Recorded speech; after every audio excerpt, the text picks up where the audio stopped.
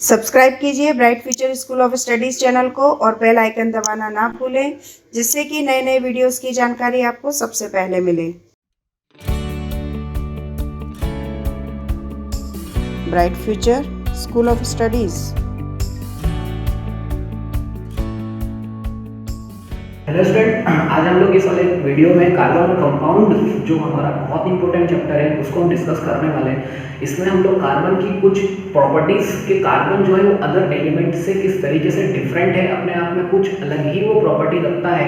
ठीक है, देखो इस कार्बन के ऊपर मैंने बहुत बड़ा मतलब एक पूरा चैप्टर बनाया हुआ है और आगे की क्लास में आप जाओगे तो वहाँ पर भी आप लोगों को कार्बन के बारे में स्टडी करना है। ठीक है, तो आप लोग देखो कि कार्बन के बारे में इतना बड़ा चैप्टर बनाया हुआ है, इसका मतलब कार्बन में कुछ अलग सी प्रॉपर्टी होगी। ठीक है, हम लोग बेसिक से स्टार्ट करेंगे कि कार्बन के बारे में कुछ इंपॉर्टेंट जो प्रॉपर्टीज है उसको डिस्कस करेंगे। ठीक है, सबसे पहले मैं आप लोगों को बता दूं कि आप लोग है ना कि जितनी भी चीज़ों को यूज़ कर रहे हो लगभग, ठीक है, सारी चीज़ों के अंदर कार्बन अवेलेबल होता है। क्या अवेलेबल होता है? कार्बन से बनी हुई होती है, उसके अंदर कुछ पार्ट्स तो कार्बन का मिलेगा ही मिलेगा। ठीक है, पेंसिल की लीड आप लोग यूज़ कर रहे हो तो उसके अंदर कार्बन है। ठीक है, ग्रेफाइट के फॉर्म में है, कार्बन किस फॉर्म में है सर? ग्रेफाइट के फॉर्म में। पेंसिल की लीड देखी है हम लोगों ने, उसमें क्या है सर? कार्बन है। Got it? Pen, pencil, rubber जो भी आप लोग यूज़ कर रहे हो, और यहाँ तक कि सॉप आप यूज़ कर रहे हो, वॉशिंग सोडा जो भी आप लोग कपड़े धोने के लिए हमारा जो भी सर्फ आता है, ठीक है, डिटर्जेंट पाउडर आता है, ठीक है, it also contain the carbon. और भी बहुत सारी चीज़ें हैं जिनके अंदर कार्बन अवेलेबल होता है। ठीक है, ये एक गॉट इट। अब ये इतने सारे कंपाउंड को कैसे क्यों बनाता है, किस तरीके से बनाता है, इसके अंदर एक ऐसी कौन सी प्रॉपर्टी होती है जो इतने सारे कंपाउंड है सभी के साथ मिल जाता है कार्बन, उसको ध्यान से हम लोग देखेंगे। ठीक है, देखो उसके पहले आप लोगों को क्या याद रखना है कि जो कार्बन का एटॉमिक नंबर होता है ना सर, कार्बन का जो भी एटॉमिक नंबर होता है वो आप लोगों को बहुत अच्छे से पता होना चाहिए सर। एटॉमिक नंबर बहुत इंपॉर्टेंट है। मैंने आप लोगों से बोला था कि एटॉमिक नंबर्स आपको एटलीस्ट 20 तक तो याद रखना ही है। तो आप लोग देखो कि कार्बन का जो एटॉमिक नंबर होता है वो आप बताओगे कि कितना होता है सर? 6 होता है। कितना होता है? 6 होता है। एटॉमिक नंबर का मीनिंग क्या होता है? 6 होता है। ठीक है, ठीक है, इसका मीनिंग क्या हुआ कि इस कार्बन के अंदर, कार्बन के अब जो भी एटॉमिक स्ट्रक्चर, अगर मैं आपको कार्बन किसी एलिमेंट्स का एटॉमिक स्ट्रक्चर अगर मैं बताता हूँ आपको, एटॉमिक स्ट्रक्चर हम लोग जो मेटल नॉन मेटल है, ठीक है, और इसके पहले वाले वो 9th क्लास में आप पढ़ चुके हो एटॉमिक स्ट्रक्चर पूरा। ठीक है, 9th क्लास में आप लोगों ने पढ़ा। तो एटॉमिक स्ट्रक्चर जो चीज होती है, एटॉमिक स्ट्रक्चर, इसका मतलब उस एटम के अंदर क्या क्या प्रेजेंट होता है हमारा?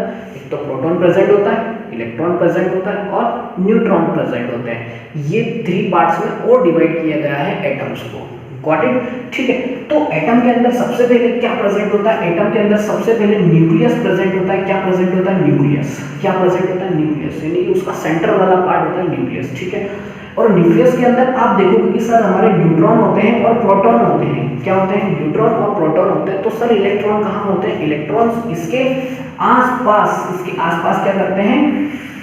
राउंड राउंड चक्कर लगाते रहते हैं, घूमते रहते हैं। ठीक है, क्या करते रहते हैं? घूमते रहते हैं। Got it student? तो ये इलेक्ट्रॉन्स इसके आसपास क्या होते रहते हैं? घूमते रहते हैं। और ये जो शेल है जहां पर इलेक्ट्रॉन्स का रोटेशन, जहां पर इलेक्ट्रॉन्स का घूमना होता है, ठीक है, उस रास्ते को, उस पाथ को हम लोग क्या बोलते हैं? ऑर्बिट बोलते हैं या फिर शेल बोलते हैं। क्या बोलते हैं? ऑर्बिट या फिर शेल बोलते हैं। ठीक है, तो अगर मैं आप लोगों से बनाने का बोलूं जैसे कि कार्बन है, तो कार्बन का एटॉमिक स्ट्रक्चर बताओ, तो आप लोग ये देखोगे कि जिसकी फर्स्ट वाली शेल, ये फर्स्ट शेल है, सेकेंड शेल, थर्ड शेल, ठीक है, इन शेल के नाम लोग, इन शेल के नाम भी आप लोगों ने लोअर क्लासेस में यानी कि 9th क्लास में आप लोग पढ़ चुके हो।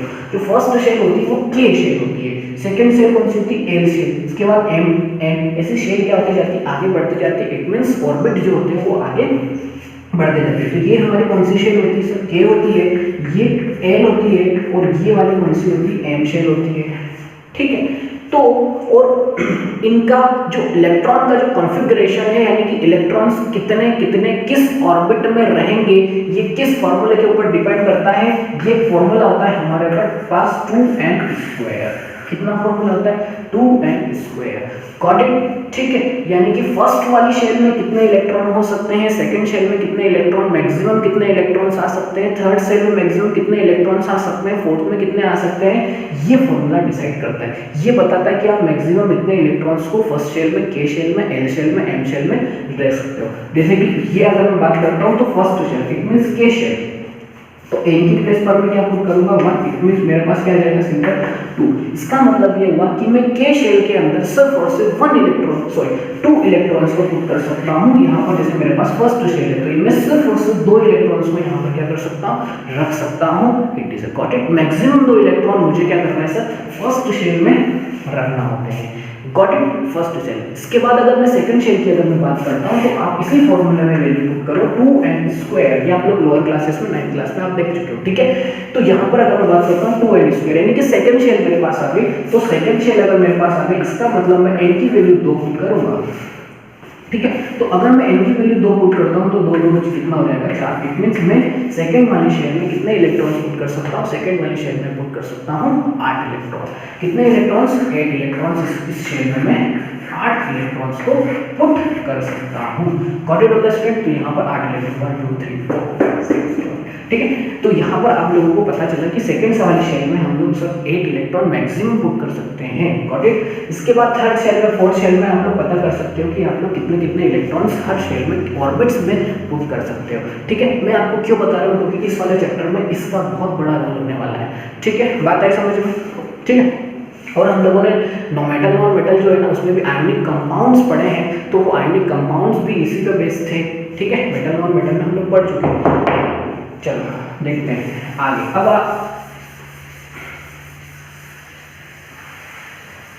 ठीक है, आगे आप लोगों को बात समझ में। और क्या कॉन्सेप्ट हो सकता है सर, और देखो अगर मैं आपसे बोलता हूँ कि जो हमारा न्यूक्लियस अभी जस्ट मैंने बताया, तो उसमें तो प्रोटॉन तो होते ही हैं, न्यूट्रॉन भी होते हैं, तो जो प्रोटॉन होते हैं, तो आप लोगों के पास एक क्वेश्चन होना चाहिए सर कि ये इलेक्ट्रॉन्स जो है ये घूमते रहते हैं आपस में, आसपास इसके घूमते रहते हैं, तो ये किस रीजन की वजह से घूमते रहते हैं। देखो क्यों घूमते हैं, ये ध्यान से आप एग्जांपल्स के थ्रू समझो। आप लोगों ने देखा, आप लोगों ने ज्योग्राफी पढ़ी है, ज्योग्राफी में आप लोगों ने देखा है कि जो हमारी अर्थ है वो भी क्या घूमती रहती है आसपास, चक्कर लगाती रहती है सन के। Got it. तो ऐसा क्या होता है प्लैनेट्स के बीच में जो वो सन के आसपास चक्कर लगाते रहते हैं, वो होता है आपका ग्रेविटेशनल फोर्स, ठीक है। कौन सा फोर्स होता है, ग्रेविटेशनल फोर्स ऑफ अट्रैक्शन। एक दूसरे को अट्रैक्ट किए हुए हैं, ठीक है। क्या किए हुए हैं, एक दूसरे को अट्रैक्ट किए हुए हैं। It is a gravitational force, ठीक है। एक दूसरे को क्या किए हुए हैं, अट्रैक्ट किए हुए। इसका मतलब ये यहाँ पर इलेक्ट्रॉन्स अगर एक दूसरे को रोटेट हो रहे हैं, इलेक्ट्रॉन्स अगर एक दूसरे को इलेक्ट्रॉन्स अगर ऑर्बिट्स के अंदर अगर रोटेट हो रहे हैं, इसका मतलब अगर घूम रहे हैं, चक्कर लगा रहे हैं, इसका मतलब है कि इलेक्ट्रॉन्स के ऊपर भी फोर्स ऑफ अट्रैक्शन वर्क कर रहा होगा। Force of attraction definitely work कर रहा है, क्योंकि आप लोगों ने इलेक्ट्रिसिटी वाले चैप्टर में पढ़ रखा है कि जो पॉजिटिव यानी कि जो चार्ज होता है वो नेगेटिव चार्ज की तरफ अट्रैक्ट होता है या नहीं होता है। तो यहाँ पर भी वही वाली वैल्यू आ रही है, वही वाली बात आ रही है। अगर ये हमारा न्यूक्लियस है और इसके अंदर प्रोटॉन है, प्रोटॉन पे आपको पता है कि प्रोटॉन पर कौन सा चार्ज होता है, पॉजिटिव चार्ज होता है।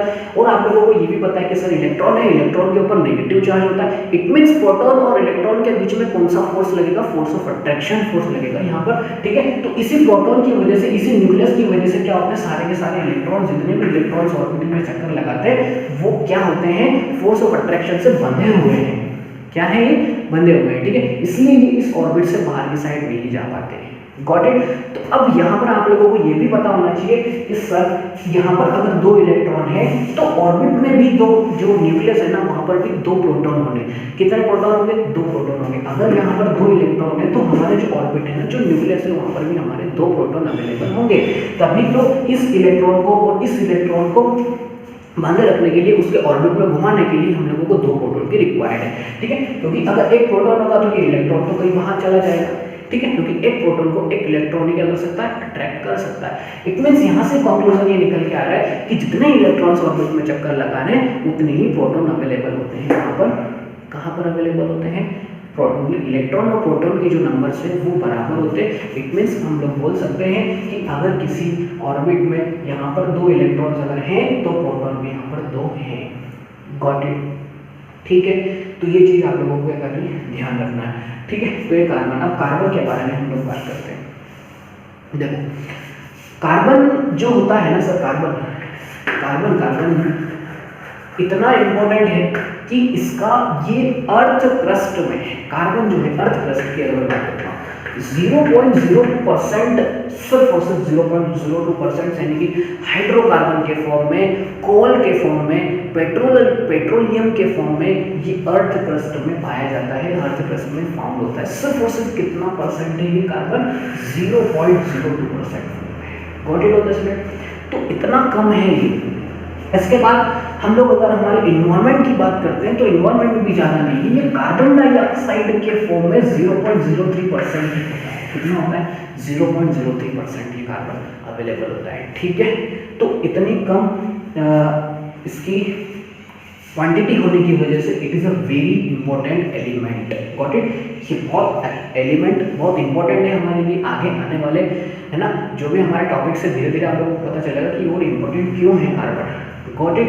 तो यहाँ पर सबसे पहले हम लोगों ने देखा, ये देखा। ठीक है, अब मैं डिस्कस करता हूँ आप लोगों से बॉन्डिंग। सबसे पहले धीरे धीरे बेसिक्स से उठते हुए चलेंगे पहले। ठीक है, सबसे पहले देखो, सबसे पहले मैं आप लोगों से बोलता हूँ कि सर जो बॉन्डिंग होती है, बॉन्डिंग इट मींस इलेक्ट्रॉन्स और प्रोटॉन्स, इलेक्ट्रॉन्स, यानी कि दो एलिमेंट एक दूसरे से मिलते हैं तो उनके बीच में बॉन्डिंग होती है। ठीक है, तो देखो ध्यान से अगर मैं लिखता हूँ तो अपन ने मेटल नॉन मेटल में एक कॉन्सेप्ट सीखा था आयोनिक कंपाउंड्स। पता था आप लोगों को आयोनिक कंपाउंड्स? क्या सीखा था अपन ने? Ionic compounds. ठीक है, तो अब आयन, इस कंपाउंड्स के बारे में तो बहुत अच्छे से पता है आप लोगों को कंपाउंड क्या होता है, बट आयंस भी तो पता है आप लोगों को। हमारे पास दो आयंस होते हैं, तो केट आयन होता है और एन आयन होता है। Cation positive ion, anion negative ion. Got it होता है स्टूडेंट? ठीक है, तो यहाँ पर ये जो आयोनिक कंपाउंड्स है कैसे फॉर्म हो रहे थे, आप लोगों ने देखा कि जो हमारे पास एक मेटल था जिसको हमने बोला था सोडियम, और एक नॉन मेटल था जिसको हमने बोला था क्या? क्लोरीन। तो ये कैसे एक कंपाउंड फॉर्म कब करेंगे?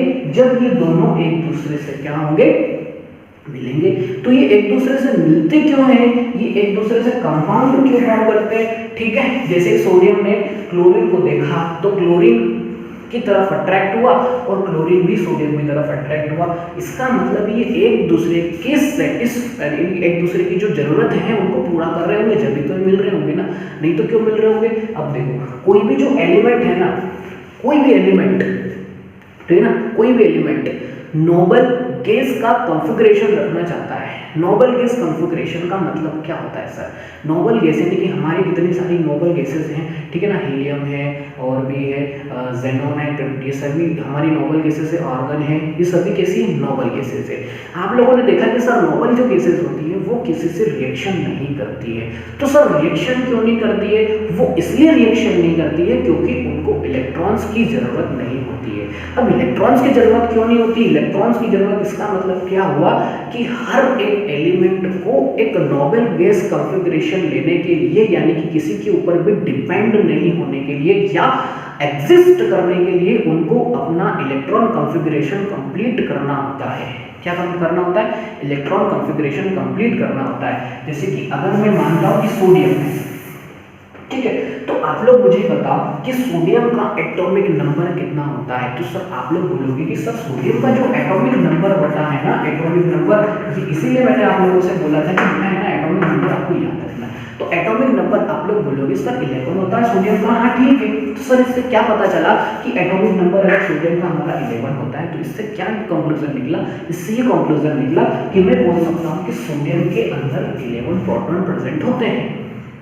तो 11 ही इलेक्ट्रॉन प्रेजेंट होते होंगे कि प्रोटॉन और इलेक्ट्रॉन के नंबर जो वो इक्वल है। ठीक है, बात आ गई समझ में? तो अगर मैं आपसे बोलता हूँ कि सर सोडियम का जो एटॉमिक स्ट्रक्चर है ना, वो आप जरा मुझे ड्रॉ करके बता दो, तो आप कैसे ड्रॉ करोगे सोडियम का एटॉमिक स्ट्रक्चर? आप लोग सबसे पहले न्यूक्लियस बनाओगे, उसके अंदर प्रोटॉन बनाओगे, ठीक है, आप लोग उसमें न्यूक्लियस बनाओगे, प्रोटॉन उसके अंदर बनाओगे।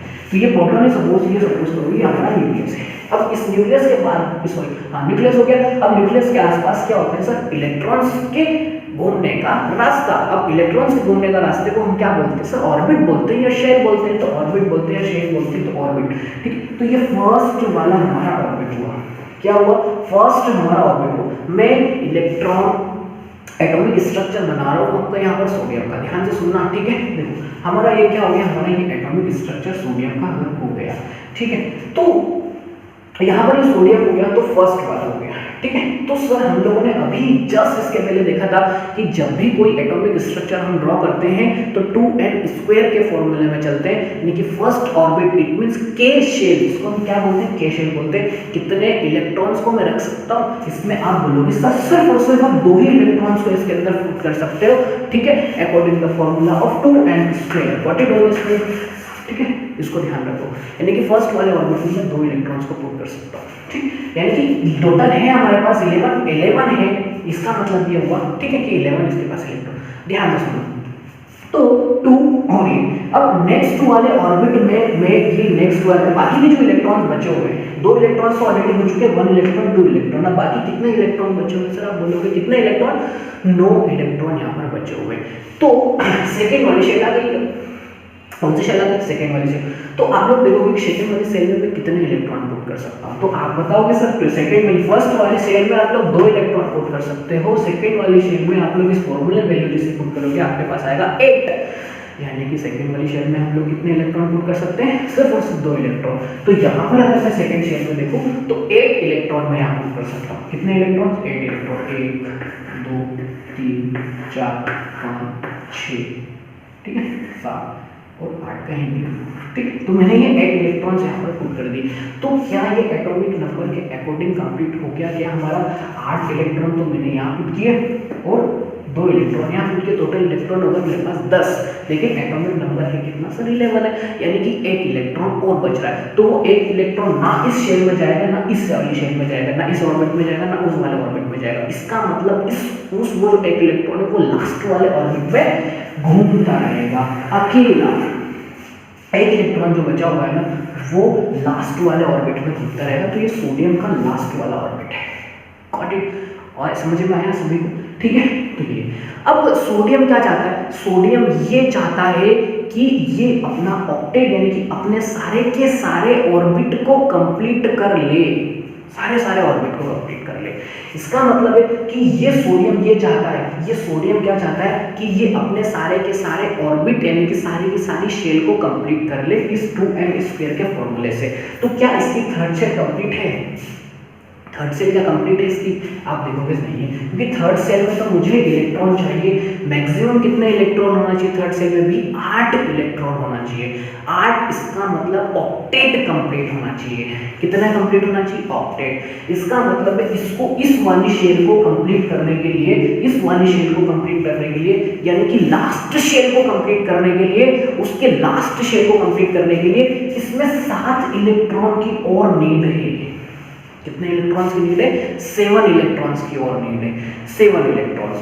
तो क्या इसको कोई ऐसा एलिमेंट मिल जाएगा जो अपने अंदर से 7 इलेक्ट्रॉन्स इसको दे देगा? नहीं दे पाएगा। कोई भी एक ऐसा एलिमेंट नहीं होगा। समझ में आया? ध्यान से सुनना, बहुत अच्छा कॉन्सेप्ट बता रहा हूँ, ठीक है। तो ये चीज समझ में आ गई आपको। ये सोडियम का मैंने एटॉमिक स्ट्रक्चर बताया। सोडियम ये चाहता है कि इसकी लास्ट शेल में 8 इलेक्ट्रॉन हो जाए किसी भी हालत में।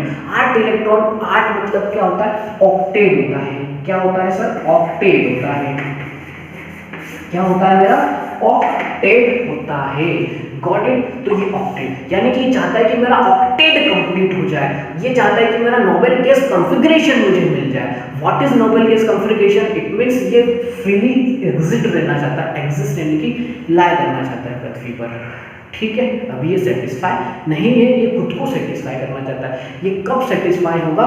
जब इसका ऑक्टेट कंप्लीट हो जाएगा। यानी कि इसको ऑक्टेट कंप्लीट होने के लिए कितने इलेक्ट्रॉन्स की नीड है? लास्ट वाली शेल में 7 इलेक्ट्रॉन्स की नीड है। ठीक है, तभी होगा। अब ठीक है, वहीं पर अब ये बात समझ में आ गई, octet it means what? 8 electron होना चाहिए। ठीक है, वहीं पर अगर मैं क्लोरीन की आपसे बात करता हूँ तो सोडियम का हो गया। ठीक है, ठीक है। अब ध्यान से सुनना, क्लोरीन की अगर मैं बात करता हूँ तो आप बोलोगे सर क्लोरीन का जो एटॉमिक नंबर होता है वो 17 होता है। कितना होता है? 17 होता है। तो यही चीज मैं क्लोरीन के साथ करके दिखाऊँ। ध्यान से सुनते जाना, ठीक है। ये चीज समझ में आ गई। अब क्लोरीन के साथ करता हूँ तो सर क्लोरीन का, ठीक है। तो देखो क्लोरीन के अंदर भी हमारा सबसे पहले तो प्रोटॉन होगा। एटॉमिक स्ट्रक्चर बनाते हैं, ठीक है। कितना होगा? प्रोटॉन होगा। तो अगर ये इसका न्यूक्लियस आया, ये मेरा प्रोटॉन। फर्स्ट वाली शेल में कोई भी एलिमेंट हो, उस वाली शेल में हमारे कितने इलेक्ट्रॉन होना चाहिए? 2 इलेक्ट्रॉन तो होना ही चाहिए, अदरवाइज वो सेटिस्फाई नहीं हो पाएगा एलिमेंट। ठीक है, 2 इलेक्ट्रॉन से ज्यादा मैं इलेक्ट्रॉन्स को फिल नहीं करूंगा। नेक्स्ट आ जाता हूं मैं के शेल थी, इसके बाद एन शेल में आ जाता हूं। तो एन शेल में बताओ मैक्सिमम कितने इलेक्ट्रॉन पुट करता हूं? सर आप बोलोगे 8 इलेक्ट्रॉन, तो पुट कर दो 1 2 3 4 5 6 7 8। Got it? या पुट कर दिया। अब 8 से ज्यादा नहीं करना, ठीक है। 8 से ज्यादा हो ही नहीं सकता रूल के खिलाफ, ठीक है। तो पहली शेल में हमने 2 इलेक्ट्रॉन पुट करे दूसरी शेल में, 8 इलेक्ट्रॉन पुट करे तीसरी शेल में, बाकी के जो इलेक्ट्रॉन बचे वो तो थर्ड वाली शेल में जाएंगे। तो थर्ड वाली शेल में बाकी के जो इलेक्ट्रॉन, ठीक है, टोटल हो गए हैं सर मेरे पास कितने इलेक्ट्रॉन्स हो गए हैं, टोटल मेरे पास यहाँ पर अभी 10 इलेक्ट्रॉन हो गए हैं, यानी कि लास्ट वाली जो शेल होगी उसमें 7 इलेक्ट्रॉन और चले जाएंगे, 1 2 3 4 5 6 7 इलेक्ट्रॉन लास्ट वाली शेल में। ठीक, तो क्या क्लोरीन सेटिस्फाई है? क्या क्लोरीन सेटिस्फाई है? आप बोलोगे नहीं है सर क्लोरीन सेटिस्फाई। क्यों नहीं है क्लोरीन सेटिस्फाई? वो इसलिए नहीं है क्योंकि इसकी लास्ट वाली शेल कंप्लीट नहीं है। इसकी लास्ट वाली शेल क्या नहीं है? कंप्लीट नहीं है। इसकी लास्ट वाली शेल को कंप्लीट करने के लिए इसको एक इलेक्ट्रॉन की नीड है। क्या है? एक इलेक्ट्रॉन की नीड है। समझ में आया? ठीक, तो और इसको इसको 7 इलेक्ट्रॉन की नीड है। समझ में आया?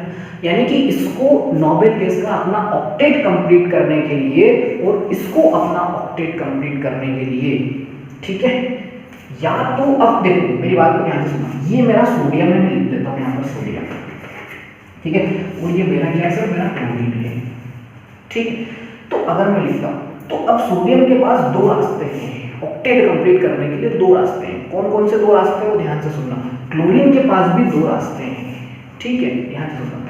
या तो सोडियम क्या करे, अपना ये वाला जो इलेक्ट्रॉन है ना, ये वाला जो बचा हुआ एक इलेक्ट्रॉन है, या ये वाला इलेक्ट्रॉन किसी एक एलिमेंट को दे दे। समझ में? पहला वाला रास्ता। दूसरा रास्ता ये है कि इसको कोई एक ऐसा एलिमेंट मिल जाए जो इसको 7 इलेक्ट्रॉन दे दे, तो इसका ऑक्टेट कंप्लीट हो जाएगा। अगर ये यहाँ से 8 इलेक्ट्रॉन दे देगा तो इसका ये वाला ऑक्टेट तो ऑलरेडी कंप्लीट है, यानी कि सेटिस्फाई हो जाएगा। ठीक है, इसकी नीड कंप्लीट हो जाएगी।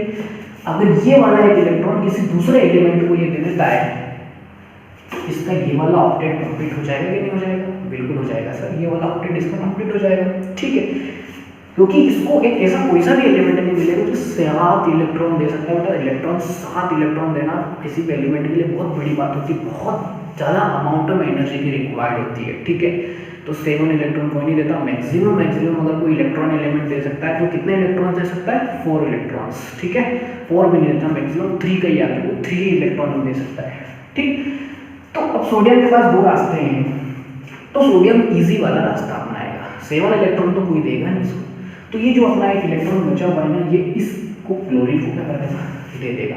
तो जैसे क्लोरीन को दे देगा तो क्लोरीन को अगर ये वाला इलेक्ट्रॉन यहाँ पर आ जाएगा इस वाली शेप में।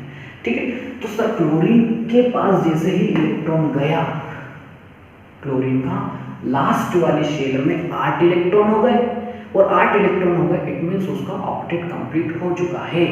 ऑक्टेट कंप्लीट यहाँ पर हो गया, और सोडियम की ये वाले इलेक्ट्रॉन के चले जाने की वजह से इसकी भी लास्ट वाली शेल, जब ये बचेगी लास्ट वाली शेल, हमारी ये शेल खत्म हो जाएगी।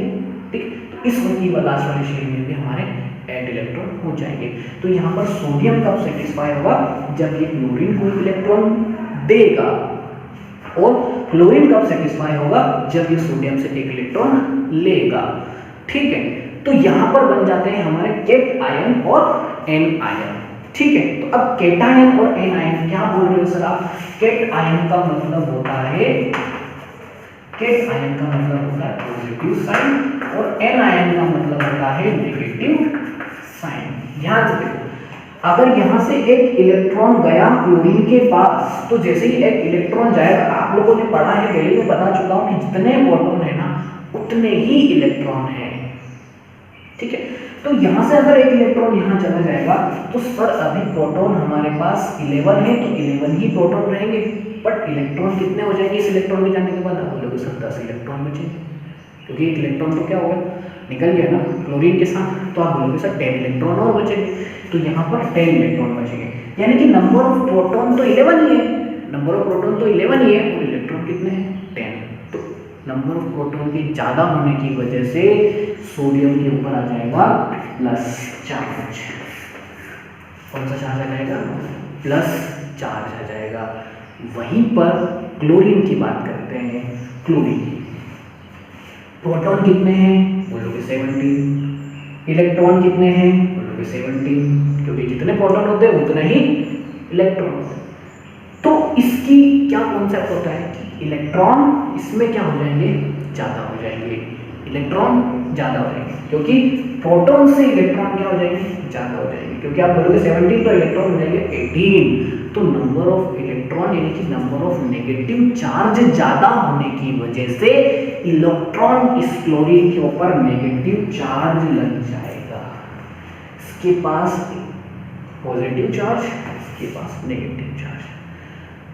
अधिकतर जो टीचर्स हैं वो ये बताते हैं बच्चों को कि जो इलेक्ट्रॉन देता है उसके ऊपर पॉजिटिव चार्ज लग जाता है और जो इलेक्ट्रॉन लेता है उसके ऊपर नेगेटिव चार्ज लग जाता है। लेकिन अंदर वाला जो बात है, जो एक्चुअल में क्यों लगता है, उसका रीजन कोई नहीं बताता है। ठीक है, तो इसको ध्यान रखना कि इस तरीके से हम लोग पॉजिटिव चार्ज और नेगेटिव चार्ज को डिस्कस करते हैं। यहाँ पर एक इलेक्ट्रॉन की क्या हो गई सर, एक इलेक्ट्रॉन की ज़्यादा हो गई, एक इलेक्ट्रॉन ज़्यादा हो गया इसलिए एक नेगेटिव चार्ज, दो इलेक्ट्रॉन ज़्यादा हो जाते तो दो नेगेटिव चार्ज। ठीक है, यहाँ पर एक इलेक्ट्रॉन प्रोटॉन है, एक ही है, इसलिए एक पॉजिटिव चार्ज। ठीक है, बस अब ये पॉजिटिव और ये नेगेटिव एक दूसरे से अट्रैक्ट होंगे, जो कि इलेक्ट्रॉन्स को इन्होंने क्या कर लिया, इधर उधर ट्रांसफर कर लिया। तो बस अभी पॉजिटिव नेगेटिव क्या होंगे सर, अट्रैक्ट हो जाएंगे और एक आयोनिक कंपाउंड बना लेंगे जिसका नाम है NaCl, सोडियम क्लोराइड, जिसको हम लोग बोलते हैं। तो ये जो कंपाउंड यहाँ पर फॉर्म हुआ है ना इलेक्ट्रॉन के एक्सचेंज से, ये बहुत स्ट्रॉन्ग कंपाउंड है। ठीक है, बहुत स्ट्रॉन्ग कंपाउंड है, इसका मेल्टिंग पॉइंट भी बहुत ज़्यादा हाई है। तो ऐसे कंपाउंड्स का मेल्टिंग पॉइंट क्या होता है सर, बहुत ज़्यादा हाई होता है। Remember it in your mind, आपके माइंड में इसको अच्छे से क्लियर करो कि जितने भी हमारे जो आयनिक कंपाउंड्स होते हैं मेल्टिंग पॉइंट हाई होता है, क्योंकि इनके बीच में जो बॉन्ड बनेगा ना वो बहुत स्ट्रॉन्ग बॉन्ड बनेगा। कैसा बॉन्ड बनेगा, स्ट्रॉन्ग बॉन्ड बनेगा, बॉन्डिंग बहुत ज़्यादा स्ट्रॉन्ग होगी। ठीक है, तो ये मैंने बता दिया आपको आयनिक कंपाउंड के बारे में। ठीक है, अब मैंने इसलिए ये डिस्कस किया क्योंकि इसमें आयनिक कंपाउंड नहीं बनने वाला है। ठीक है, तो अब मैं इसको इरेज कर रहा हूँ। Got it on the student, तो आप लोगों को समझ में आया होगा, अच्छा लगा होगा कि चीज़ें कैसी हैं, क्या पढ़ाया है। ठीक है, तो आप लोग एक बार इसको अच्छे से डिस्कस करना। चलो आगे बढ़ते हैं हम लोग हमारे टॉपिक की तरफ। टॉपिक तो चल ही रहा है, ठीक है, क्योंकि इसी से रिलेटेड है, इसीलिए मैंने आप लोगों को बताया। चलो नेक्स्ट, तो हम लोग जब बॉन्डिंग की बात करते हैं ना, तो सर हमारे जो कंपाउंड्स होते हैं ना वो दो तरह की बॉन्डिंग कर सकते हैं। ठीक है सर, कौन कौन सी बॉन्डिंग कर सकते हैं, एक तो वो कर सकते हैं आयोनिक बॉन्डिंग कर सकते हैं। ठीक है, यानी कि हम लोग बोल सकते हैं कि आयोनिक कंपाउंड बना सकते हैं। दूसरा वो बना सकते हैं कोवेलेंट कंपाउंड बना सकते हैं। कैसे कंपाउंड बना सकते हैं, कोवेलेंट कंपाउंड बना सकते हैं। जस्ट इसके पहले मैंने आयोनिक आपको बता चुका हूँ। तो सर कोवेलेंट क्या होता है, ठीक है। अब कोवेलेंट का मतलब ये होता है कि जैसे कि अगर कोई भी एलिमेंट है, ठीक है, ध्यान से सुनना, कोई भी एलिमेंट है, वो एलिमेंट अपने इलेक्ट्रॉन्स को दे नहीं सकता उसको। अगर वो दे देगा ना किसी दूसरे एलिमेंट को, तो उसकी मतलब वो खत्म हो जाएगा, उसका एग्जिस्टेंस ही नहीं रहेगी अर्थ के ऊपर। ठीक है, ऐसे कैसे दूसरा एलिमेंट है वो भी अपने इलेक्ट्रॉन को नहीं दे सकता, मजबूर है वो किसी इलेक्ट्रॉन्स को दे ही नहीं सकते हैं। तो क्या करते हैं ये ऐसे एलिमेंट्स से करते हैं, इलेक्ट्रॉन्स की शेयरिंग करते हैं। क्या करते हैं, इनके पास सिर्फ एक ही रास्ता बचता है कि इलेक्ट्रॉन्स की क्या करते हैं सर, ये इलेक्ट्रॉन्स की शेयरिंग करते हैं। और इस शेयरिंग से बनने वाले कंपाउंड को हम कोवैलेंट कंपाउंड्स बोलते हैं, क्योंकि इनके बीच में कोवैलेंट बॉन्डिंग होती है। Got it. और इलेक्ट्रॉन्स के एक्सचेंज से जो बनता है, इलेक्ट्रॉन के एक्सचेंज से जो कंपाउंड बनता है वो हमारा आयोनिक कंपाउंड होता है। और यहाँ पर कौन सा कंपाउंड बनेगा, कोवैलेंट कंपाउंड। तो आपको ये ध्यान रखना है कि जो कोवैलेंट होता है वो किससे बनता है, इलेक्ट्रॉन की शेयरिंग से बनता है, ना कि एक्सचेंज से। ये बहुत इंपॉर्टेंट वर्ड, किससे, शेयरिंग से। ठीक है, अब जैसे कि अगर कोई मेरे पास कोई अच्छा सामान है, ठीक है, तो आप लोगों के ले लेते हैं, आप लोगों का एग्जांपल ले लेते हैं। आप क्लास में बैठे हुए, आप लोग क्लास में बैठे हुए, तो आपका एक फ्रेंड है, आप कुछ अच्छा एक पेन लेकर के आ रहे हो, ठीक है। जो आपको भी बहुत अच्छा लग रहा है, आपके फ्रेंड को थोड़ी देर के लिए अच्छा लगा, ठीक है, तो आपका फ्रेंड क्या बोलेगा, मुझे थोड़ी देर के लिए इस पेन से राइट करने दे, मुझे इस पेन से लिखने दे, ठीक है। तो अब पर आपको उस पर विश्वास नहीं है यार, क्या मतलब तोड़ देगा, क्या कर देगा, तो आप लोग ये चाहते, आप ये चाहते हो कि मेरी दोस्ती भी ना खत्म हो और मैं इसको पेन भी दे दूँ, तो आप क्या करोगे, उसके पास थोड़ी देर के लिए बैठ जाओगे जब तक वो उससे लिख रहा है। क्या कर लोगे आप, थोड़ी देर के लिए उसके पास बैठ जाओगे जब तक वो उस पेन से क्या कर रहा है, राइट कर रहा है, क्योंकि उसके ऊपर आपको विश्वास नहीं, आप दे नहीं सकते उसको पेन हमेशा हमेशा के लिए, क्योंकि आप चाहते नहीं हो कि मैं पेन दे दूँ, क्योंकि बहुत महंगा पेन है, आप लोगों को, आपको बहुत अच्छा लग रहा है, ठीक है, और आपके फ्रेंड की भी आपको नीड पूरी करनी है, तो आप क्या करोगे, उसके बाद थोड़ी देर के लिए बैठ जाओगे जब तक वो उस पेन को यूज कर रहा है। Got it. तो ऐसा कैसे होता है इन कंपाउंड्स के बीच में, कोवैलेंट कंपाउंड्स के बीच में। अगर मैं हाइड्रोजन की बात करता हूँ, मैंने आपने बोला कि हाइड्रोजन का एटॉमिक स्ट्रक्चर जो होता है, सर हाइड्रोजन का जो एटॉमिक स्ट्रक्चर होता है वो कैसे बनाएंगे, आप लोग बोलोगे सर हाइड्रोजन का एटॉमिक नंबर तो एक ही होता है, 1 होता है, तो एटॉमिक नंबर अगर मेरा यहाँ पर 1 होता है एटॉमिक नंबर, ठीक है, यानी कि इसका जो न्यूक्लियस है उसकी जो फर्स्ट वाला जो ऑर्बिट है, के शेल है, उसमें सिर्फ एक ही इलेक्ट्रॉन है, सिर्फ और सिर्फ एक इलेक्ट्रॉन उसकी फर्स्ट शेल में रहेगा। तो आप मुझे बताओ क्या ये हाइड्रोजन सेटिस्फाई है? नहीं, फर्स्ट शेल में, ठीक है, तो फर्स्ट शेल में मैक्सिमम कितने इलेक्ट्रॉन होना चाहिए, थोड़ा सा सोचो। आप बोलोगे सर फर्स्ट शेल में तो कम से कम 2 इलेक्ट्रॉन होना चाहिए, 2 इलेक्ट्रॉन होना चाहिए, इसका मतलब उसका ड्यूप्लेट कंप्लीट होना चाहिए। क्या कंप्लीट होना चाहिए? ड्यूप्लेट कंप्लीट होना चाहिए। और 8 इलेक्ट्रॉन की जहां पर नीड होती तो 8 इलेक्ट्रॉन यानी कि ऑक्टेट कंप्लीट होना चाहिए। बट हाइड्रोजन के केस में ये हीलियम के जैसा, हीलियम का कितना होता है? 2 होता है, तो हीलियम का पूरा अपना कंप्लीट होता है, इसलिए वो किसी से रिएक्शन नहीं करता, वो खुश है, वो सेटिस्फाइड है, उसके पास सारे इलेक्ट्रॉन से सभी उसके पास नीड कंप्लीट है, इसलिए हम नोबल गैस को नोबल गैस बोलते हैं, क्योंकि वो रिएक्शन नहीं करते। क्यों नहीं करते? क्योंकि उनको इलेक्ट्रॉन्स की नीड ही नहीं है। समझ में आया? ठीक है, इसलिए हम नोबल गैस को नोबल गैस बोलते हैं। Got it? समझ में आया? चलो हाइड्रोजन की अगर मैं बात करता हूँ तो हाइड्रोजन का सर 1 होता है। कितना होता है? 1 होता है, यानी कि अपना एक इलेक्ट्रॉन क्या करेगा, दे देगा क्या? नहीं देगा। ठीक है, इसका मतलब इसको एक इलेक्ट्रॉन की नीड है। Got it? तो अगर मैं बोलता हूँ सर आपसे, हाँ एक बात और ध्यान रखना कि जो लास्ट वाली शेल होती है ना, लास्ट वाली जो शेल होती है, यानी कि जैसे सोडियम की लास्ट शेल में कितने इलेक्ट्रॉन प्रेजेंट था सर? 1 इलेक्ट्रॉन प्रेजेंट था। यानी कि जो लास्ट शेल में जितने भी इलेक्ट्रॉन प्रेजेंट होते हैं उनको हम वैलेंस इलेक्ट्रॉन बोलते हैं। क्या बोलते हैं? वैलेंस इलेक्ट्रॉन बोलते हैं। लास्ट शेल में जितने इलेक्ट्रॉन्स प्रेजेंट होते हैं उनको हम वैलेंस इलेक्ट्रॉन बोलते हैं। ठीक है, तो यहाँ पर हम हाइड्रोजन की अगर मैं बात करता हूँ तो इसकी लास्ट में अगर एक इलेक्ट्रॉन, लास्ट वाली शेल में एक इलेक्ट्रॉन प्रेजेंट है, यानी इसका वैलेंस इलेक्ट्रॉन कितने हैं? इसके वैलेंस इलेक्ट्रॉन है 1। तो अगर मैं आपसे बोलता हूँ कि इसका इलेक्ट्रॉनिक कॉन्फ़िगरेशन बताओ, तो ये वैलेंस इलेक्ट्रॉन ड्रॉ करता है। ये इलेक्ट्रॉन वैलेंस यानी कि ये जो इलेक्ट्रॉन यहाँ मैं ड्रॉ कर रहा हूँ ना, ये इसके लास्ट वाली शेल में जितने इलेक्ट्रॉन प्रेजेंट होते हैं उतने ही हम लोग यहाँ पर डॉट लगाते हैं या फिर क्रॉस लगाते हैं। इन दोनों में से कोई भी एक साइन लगाते हैं। आप चाहो तो इसको डॉट से रिप्रेजेंट कर सकते हो, आप चाहो तो इसको क्रॉस से रिप्रेजेंट कर सकते हो। ठीक है, आया समझ में? तो ये हाइड्रोजन की लास्ट वाली शेल में सिर्फ एक ही इलेक्ट्रॉन प्रेजेंट होता है। कितने इलेक्ट्रॉन प्रेजेंट होते हैं? एक ही इलेक्ट्रॉन प्रेजेंट होता है, इसलिए मैं यहाँ लिख रहा हूँ ओनली 1। Got it? अब ये दूसरे वाले हाइड्रोजन के पास जाएगा, उसके पास भी तो एक ही इलेक्ट्रॉन प्रेजेंट होगा। ये दूसरा वाला हाइड्रोजन और उसके पास भी कितने इलेक्ट्रॉन प्रेजेंट होगा?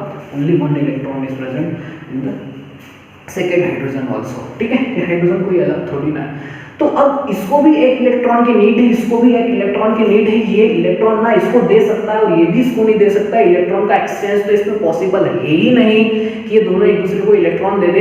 तो सर यहाँ पर क्या होगा, ये इलेक्ट्रॉन शेयर करेंगे एक दूसरे से, क्या करेंगे, इलेक्ट्रॉन को शेयर करेंगे स्टेबिलिटी बनाने के लिए, अपने आप को सेटिस्फैक्शन देने के लिए। They share the electrons to each other. ठीक है, तो ये हाइड्रोजन इसका थोड़ी देर के लिए ये वाला इलेक्ट्रॉन यूज करेगा, यानी कि अब देखो इसके पास 2 इलेक्ट्रॉन हो गए, कंप्लीट हो गया, खुश हो गया।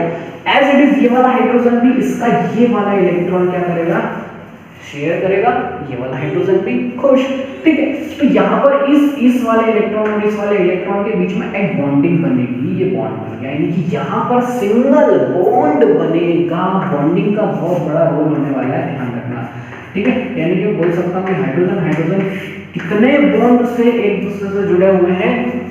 अब बोलेंगे सिंगल बॉन्ड से, क्योंकि single pair of electron share हो रहे हैं यहाँ पर got it, single pair of electron, that's why यहाँ पर सिंगल बॉन्डिंग बन रही है, सिंगल बॉन्डिंग, गॉट इट होगा स्टूडेंट। तो यहाँ पर ये हाइड्रोजन का हो गया, दैट्स व्हाई हम क्या राइट करते हैं, एक्चुअल में हाइड्रोजन को H2 राइट करते हैं। अगर हम H राइट करेंगे हाइड्रोजन को तो ये रॉन्ग हो जाएगा। H2 का रीजन यही है कि हाइड्रोजन 2 के फॉर्म में होता है क्योंकि वो इलेक्ट्रॉन को शेयर करके रखता है, गॉट इट। यहाँ पर हम बात करते हैं नेक्स्ट की, अगर मैं दूसरे कंपाउंड की अगर मैं बात करता हूँ, जैसे कि आप ले लो कोई सा एग्जांपल, ऑक्सीजन का ले लेते हैं, ठीक है। तो ऑक्सीजन, हाँ बोलोगे सर ऑक्सीजन, तो ऑक्सीजन का सबसे पहले आपको एटॉमिक नंबर याद होना चाहिए कि ऑक्सीजन का जो एटॉमिक नंबर होता है वो आप बोलोगे में कितना होता है सर, 8 होता है। कितना होता है, 8 होता है, 8 ऑक्सीजन 8 होता है, गॉट इट। तो अगर आप इलेक्ट्रॉनिक कॉन्फ़िगरेशन ऑक्सीजन का बनाने जाओगे तो आप उसकी के शेल, एल शेल और एन शेल, ठीक है। तो ऑक्सीजन की के शेल में 2 इलेक्ट्रॉन, तो एल शेल में कितने जाएंगे, 6 इलेक्ट्रॉन। तो आप ऑक्सीजन का देखोगे कि ऑक्सीजन यानी O2 और इसके के शेल में सर कितने इलेक्ट्रॉन, 2 इलेक्ट्रॉन, और एल शेल में 6 इलेक्ट्रॉन, यानी कि इसका लास्ट वाला ऑक्टेट कंप्लीट करने के लिए इसको 2 इलेक्ट्रॉन और की नीड है ताकि ये क्या हो जाए, स्टेबल हो जाए, गॉट इट, ठीक है।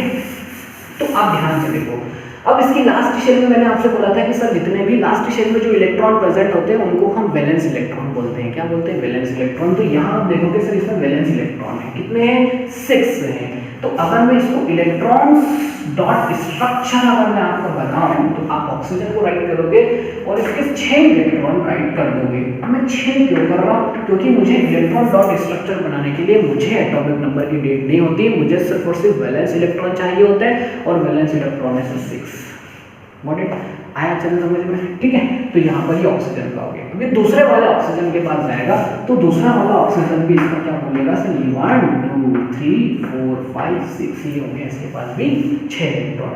तो इस वाले ऑक्सीजन के पास भी 6 इलेक्ट्रॉन, इस वाले ऑक्सीजन के पास भी 6 इलेक्ट्रॉन।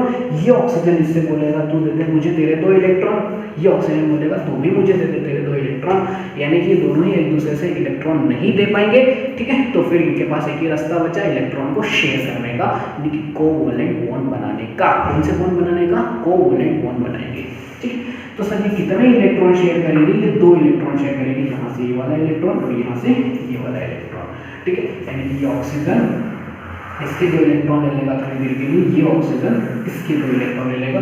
तो आप लोग यहाँ देख रहे हो यहाँ डबल बॉन्डिंग होगी, ऑक्सीजन ऑक्सीजन के बीच में कितने बॉन्ड बनते हैं, 2 बॉन्ड। क्यों बनते हैं, because of 2 pair share of electron यहाँ पर हो रहे हैं, ठीक है। 2 इलेक्ट्रॉन्स यहाँ पर क्या हो रहे हैं, शेयर हो रहे हैं। That's why in this case, oxygen के केस में we can say that it is a double bond, got it. Now आते हैं अब हम लोग ट्रिपल बॉन्ड के ऊपर। तो ट्रिपल बॉन्ड कौन सा बनाता होगा सर, नाइट्रोजन का नाम तो सुना ही होगा आप लोगों ने, बहुत फेमस है नाइट्रोजन, ठीक है। आया समझ में, कौन सा वाला सर, नाइट्रोजन सुना है ना आपको, अच्छा वाला नाम है नाइट्रोजन। नाइट्रोजन का आपको याद होना चाहिए सर कि कितने इलेक्ट्रॉन, कितना उसका एटॉमिक नंबर होता है नाइट्रोजन का। आप बोलोगे सर उसका एटॉमिक नंबर तो 7 होता है, इसका मतलब नाइट्रोजन की के शेल, एल शेल और एन शेल अगर मैं बनाता हूँ तो आप बोलोगे सर उसमें 2 और लास्ट वाली शेल में सर एन शेल में 5 इलेक्ट्रॉन जाएंगे, क्योंकि एटॉमिक नंबर तो 7 होता है, इसलिए लास्ट वाली शेल में से 5 इलेक्ट्रॉन जाएंगे। तो नाइट्रोजन के केस में आप देखो ध्यान से, तो नाइट्रोजन अगर मैं बनाता हूँ तो मुझे वैलेंस इलेक्ट्रॉन कितने हैं, 5 है। तो 5 इलेक्ट्रॉन, 1 2 3 4 5, 1 2 3 ये फर्स्ट 6 ये हो गए, ठीक है। तो 5 इसके तो नाइट्रोजन भी हमारा N2 के फॉर्म में ही होता है। तो बोला था मैंने एग्जिस्टेंस इनका क्या होता है, नाइट्रोजन N2 के फॉर्म में होता है। इसका मतलब क्या हुआ कि ये इलेक्ट्रॉन, ये इलेक्ट्रॉन, ये इलेक्ट्रॉन, ये इलेक्ट्रॉन, ये इलेक्ट्रॉन, ये इलेक्ट्रॉन, ठीक। तो यहाँ पर ये क्या बनाएंगे सर, ट्रिपल बॉन्ड बना लेंगे, क्योंकि शेयर करेंगे ना इलेक्ट्रॉन को, एक दूसरे की नीड को कंप्लीट इनको करना है। तो ये इलेक्ट्रॉन को शेयर कर रहे हैं, ये शेयर, इसका मतलब यहाँ पर क्या बन रहा है, यहाँ पर बन रहा है ट्रिपल बॉन्ड। तो नाइट्रोजन के बीच में ट्रिपल बॉन्डिंग होती है, कितनी होगी, ट्रिपल बॉन्ड का इलेक्ट्रॉन ये होता है, ठीक है। अब आप लोग इन्हीं बॉन्डिंग के आधार पर, इन्हीं बॉन्डिंग के बेस पर हम इस चैप्टर को खत्म करने वाले हैं। इस चैप्टर को बहुत बड़ा चैप्टर है, अच्छा भी है और ठीक है ना, इंटरेस्टिंग चैप्टर है, अच्छे से हम लोग इसको डिस्कस करेंगे। ठीक है, फुल चैप्टर पढ़ेंगे। Got it student. तो यहाँ पर आज मैंने आप लोगों को बताया कि आयनिक कंपाउंड यानी कि आयन से किस तरीके से बॉन्डिंग होती है और कैसे एलिमेंट जुड़ते हैं, ठीक है।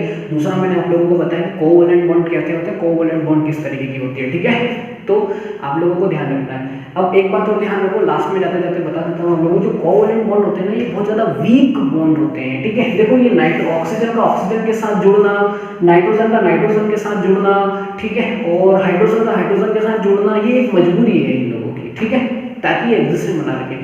हाइड्रोजन को या फिर नाइट्रोजन को या फिर ऑक्सीजन को कोई दूसरा एलिमेंट मिलेगा तो ये फटाक से उसके पास चले जाएंगे, ठीक है, देर नहीं करेंगे, ठीक है।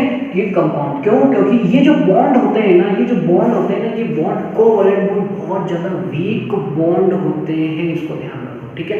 आयोनिक कंपाउंड के जैसा स्ट्रांगली बॉन्ड नहीं होते कि बहुत ज्यादा स्ट्रांग होते हैं, उनको अलग करने के लिए हमको बहुत ज्यादा मशक्कत करनी पड़ती है, ऐसा नहीं होता है इनके साथ, ठीक है।